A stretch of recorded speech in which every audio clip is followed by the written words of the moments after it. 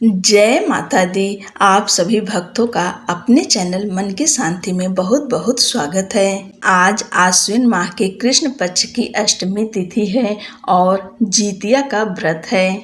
आज आप सब जीवित पुत्री का व्रत कथा को सुनेंगे। सद्गुणों और आदर्शों से भरी हुई हमारी भारतीय संस्कृति में अनेकों ऐसे प्रेरणादायी आख्यान मिलते हैं जो हमें धर्म, दया और त्याग के मार्ग पर चलने की प्रेरणा देते हैं। ऐसे ही एक पावन कथा है जिमूत वाहन की। जिमूत वाहन कोई साधारण राजा नहीं थे। वे त्याग, करुणा और मानवता की मूर्ति माने जाते हैं। उन्होंने अपना जीवन प्राणियों के कल्याण के लिए अर्पित कर दिया।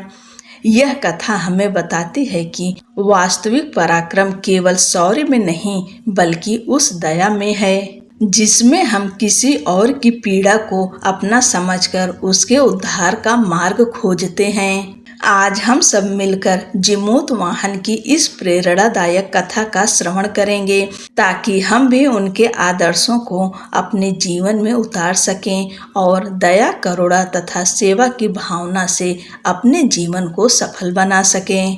पौराणिक कथा के अनुसार एक बार नैमिषारण्य के निवासी ऋषियों ने संसार के कल्याणार्थ सूत जी से पूछा, हे सूत जी, कराल कलिकाल में लोगों के बालक किस तरह दीर्घायु होंगे, सो कहिए। सूत जी बोले, जब द्वापर का अंत और कलयुग का आरंभ था उसी समय बहुत सी शोकाकुल स्त्रियों ने आपस में सलाह की थी कि क्या इस कलयुग में माता के जीवित रहते पुत्र मर जाएंगे।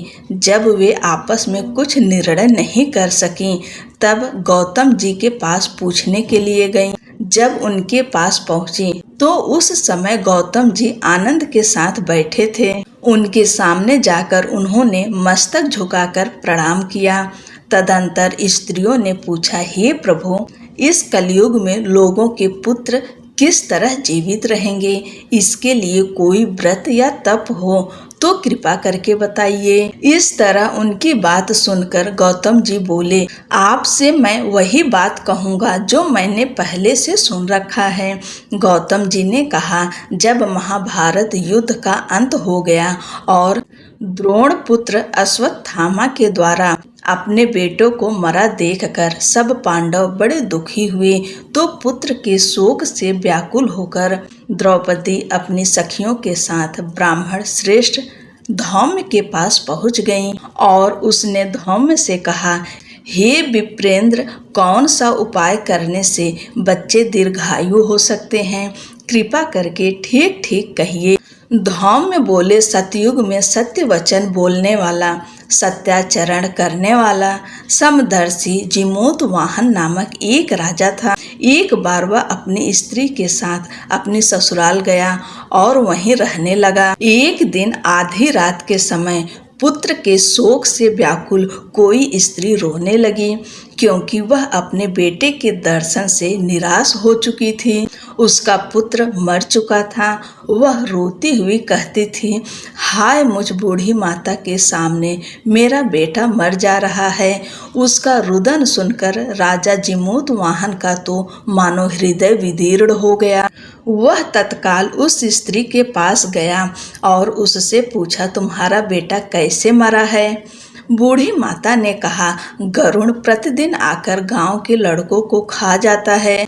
इस पर दयालु राजा ने कहा, माता, अब तुम रो मत, आनंद से बैठो, मैं तुम्हारे बच्चे को बचाने का प्रयत्न करता हूँ। ऐसा कहकर राजा उस स्थान पर गया जहाँ गरुड़ आकर प्रतिदिन मांस खाया करता था।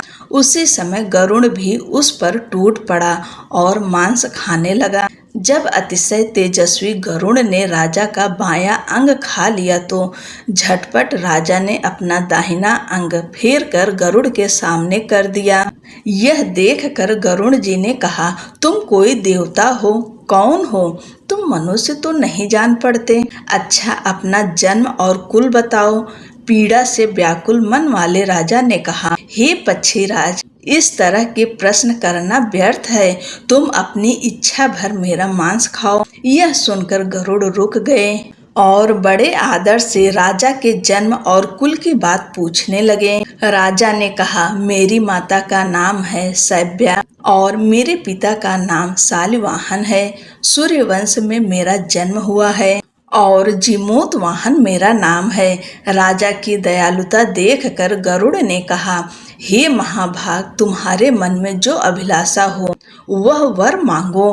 राजा ने कहा, हे पक्षीराज, यदि आप मुझे वर दे रहे हैं तो वर दीजिए कि आपने अब तक जिन प्राणियों को खाया है वे सब जीवित हो जाएं। हे स्वामिन, अब से आप यहाँ बालकों को न खाएं और कोई ऐसा उपाय करें कि जहाँ जो उत्पन्न हो वे लोग बहुत दिनों तक जीवित रहें। धौम्य ने कहा कि पक्षीराज गरुड़ राजा को वरदान देकर स्वयं अमृत के लिए नागलोक चले। वहां से अमृत लाकर उन्होंने उन मरे मनुष्यों की हड्डियों पर बरसाया।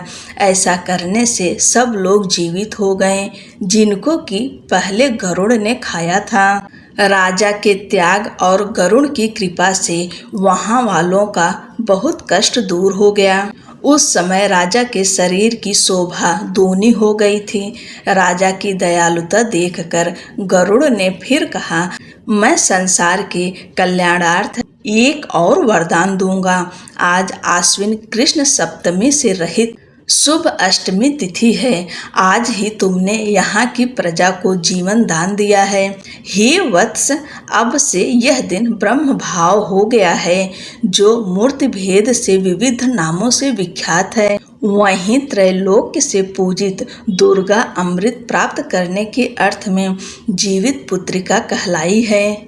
सो इस तिथि को जो स्त्रियां उस जीवित पुत्रिका की और कुश की आकृति बनाकर तुम्हारी पूजा करेंगी तो दिनों दिन उसका सौभाग्य बढ़ेगा और वंश की भी बढ़ोतरी होती रहेगी। हे महाभाग, इस विषय में विचार करने की भी आवश्यकता नहीं है। हे राजन, सप्तमी से रहित और उदया तिथि की अष्टमी को व्रत करें, यानी सप्तमी विध अष्टमी जिस दिन हो उस दिन व्रत न कर शुद्ध अष्टमी को व्रत करें और नवमी में पारण करें। यदि इस पर ध्यान न दिया गया तो फल नष्ट ही हो जाएगा और सौभाग्य तो अवश्य नष्ट हो जाएगा। जीमूतवाहन को इस तरह का वरदान देकर गरुड़ वैकुंठ धाम को चले गए और राजा भी अपनी पत्नी के साथ अपने नगर वापस चले आए। धौम्य द्रौपदी से कहते हैं, हे देवी, मैंने यह अतिशय दुर्लभ व्रत तुमको बताया है। इस व्रत को करने से बच्चे दीर्घायु होते हैं। हे देवी, तुम भी पूर्वोक्त विधि से यह व्रत और दुर्गा जी का पूजन करो तो तुम्हें अभिलषित फल प्राप्त होगा। मुनिराज धौम्य की बात सुनकर द्रौपदी के हृदय में एक प्रकार का कौतूहल उत्पन्न हुआ और पूर्ववासिनी स्त्रियों को बुलाकर उनके साथ यह उत्तम व्रत किया। गौतम ने कहा, यह व्रत और इसके प्रभाव को किसी एक चील ने सुन लिया और अपनी सखी सियारिन को बतलाया। इसके बाद पीपल वृक्ष की शाखा पर बैठकर उस चील ने और उस वृक्ष के खोते में बैठकर सियारिन ने भी व्रत किया। फिर वही चील किसी उत्तम ब्राह्मण के मुंह से यह कथा सुन आई और पीपल के खोते में बैठ गई, अपनी सखी को सुनाया। सियारिन ने आधी कथा सुनी थी कि उसे भूख लग गई और उसी समय 100 से भरे शमशान में पहुंची। वहां उसने इच्छा भर मांस का भोजन किया और चील बिना कुछ खाए पिए रह गई और सवेरा हो गया। सवेरे वह गौशाले में गई और वहां गौ का दूध पिया। इस तरह नवमी को उसने पारण किया। कुछ दिनों बाद वे दोनों मर गईं और अयोध्या में किसी धनी व्यापारी के घर में जन्मी। संयोग से उन दोनों का जन्म एक ही घर में हुआ, जिसमें सियारिन बड़ी बहन हुई और चील छोटी।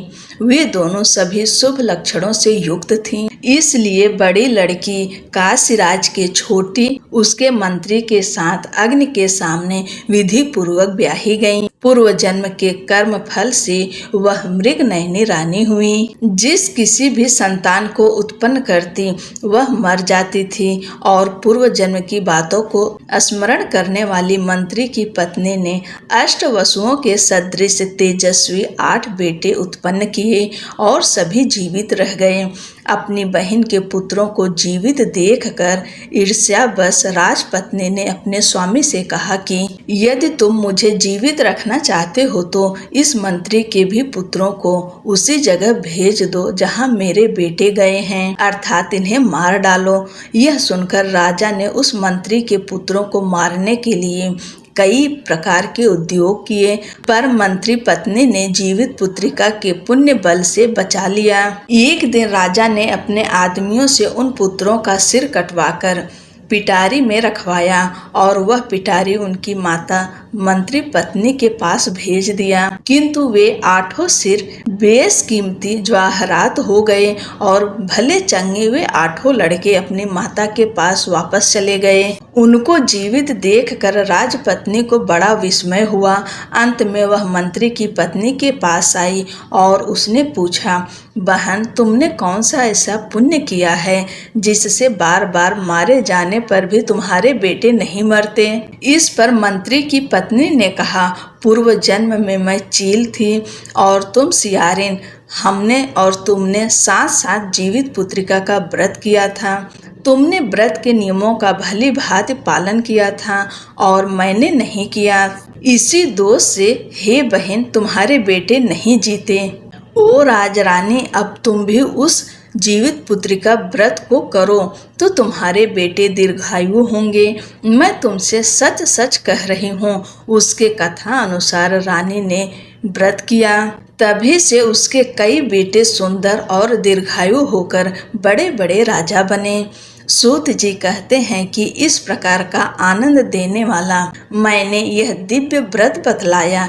स्त्रियां चिरंजीवी संतान चाहती हो तो विधि पूर्वक यह व्रत करें। इस प्रकार जीमूतवाहन की कथा हमें सिखाती है कि सच्चा बल त्याग और करुणा में है। जो भी श्रद्धा से इस कथा का श्रवण करता है उसके जीवन में सुख समृद्धि आती है, संकट दूर होते हैं और उसके हृदय में दया और धर्म की भावना स्थिर होती है। इसी मंगल कामना के साथ कथा यहीं पर पूर्ण होती है।